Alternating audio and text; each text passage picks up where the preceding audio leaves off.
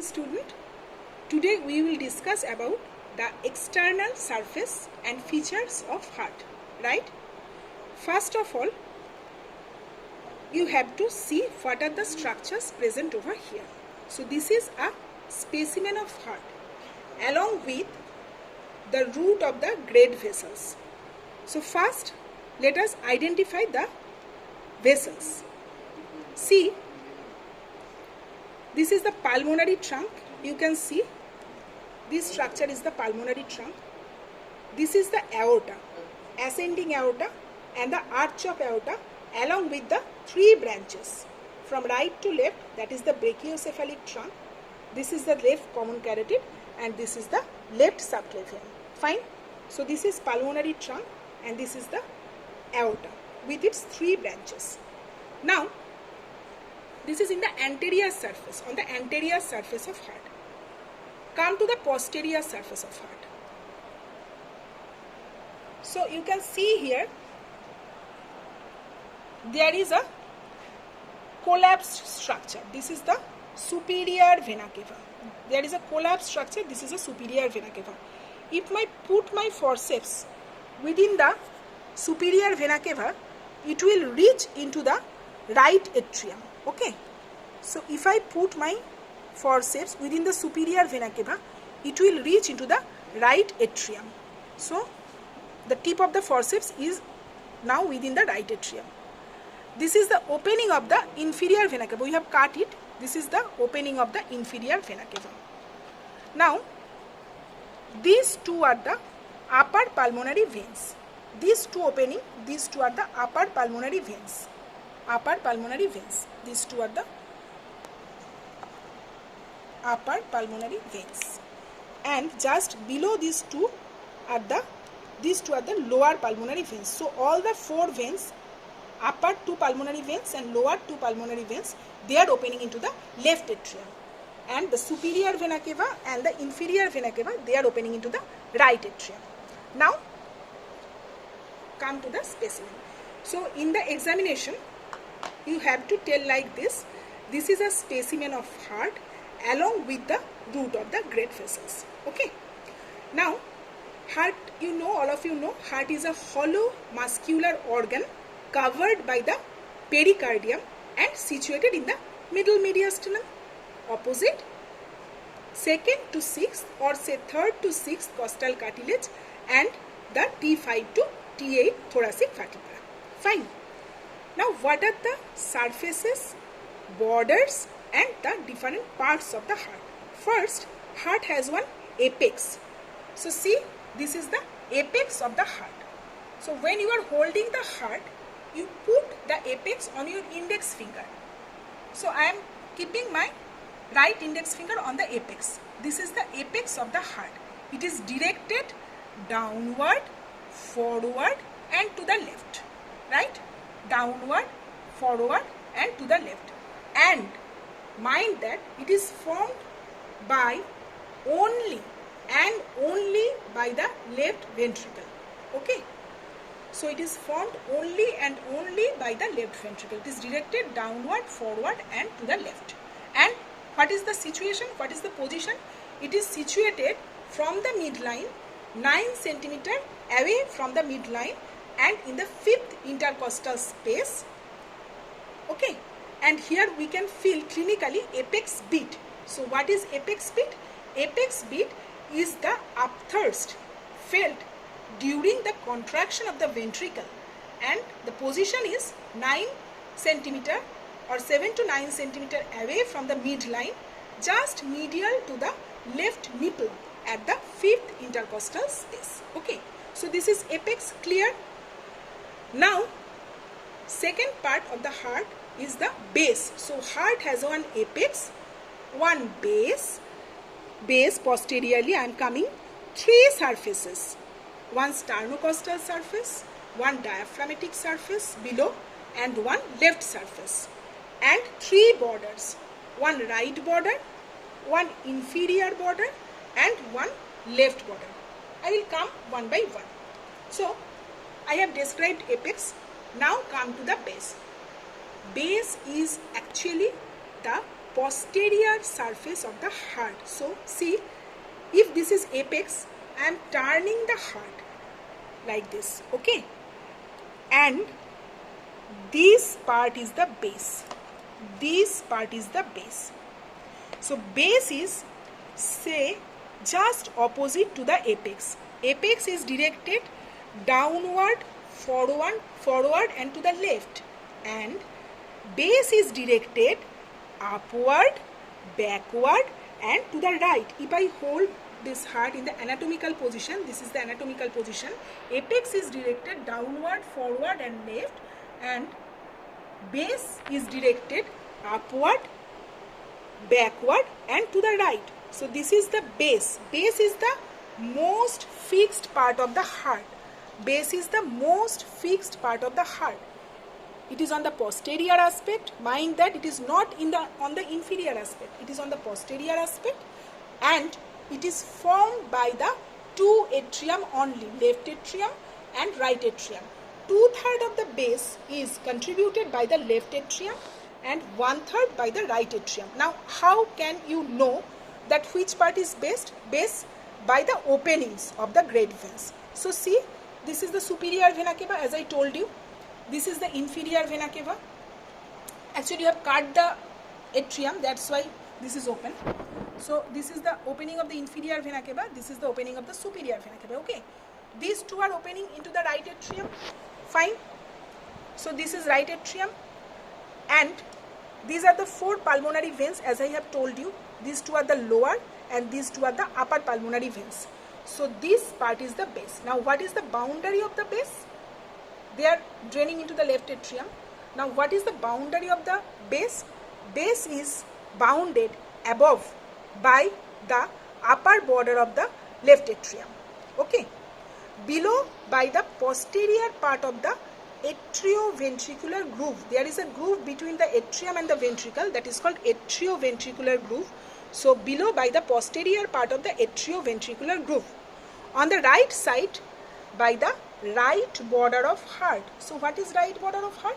Right border of heart extends from the right margin of the superior vena cava to the inferior vena cava. So this is the right border of the heart. My forceps. Just trace or see my forceps on the right end of the superior vena cava to the right end of the inferior vena cava. This is the right border of the heart. And on the left side, it is bounded by the left two pulmonary veins. So this is the left two pulmonary veins. This is the boundary of the base. Above by the upper border of the left atrium, below by the posterior part of the atrioventricular groove, on the right side by the right border, and on the left side by the left two pulmonary veins. This is a quadrilateral area, mind that, and this is the most fixed part of the heart, directed backward, upward and to the right, contributed by 2/3 by the left atrium, 1/3 by the right atrium. Now the important relation with the base, that is, it forms the anterior boundary of the oblique sinus. As I have shown you, here is the oblique sinus. So the base forms the anterior boundary of the oblique sinus, and above there is transverse pericardial sinus. So posteriorly there is oblique sinus, and above there is transverse pericardial sinus. So base is bounded by above by the transverse pericardial sinus and behind by the oblique sinus, right?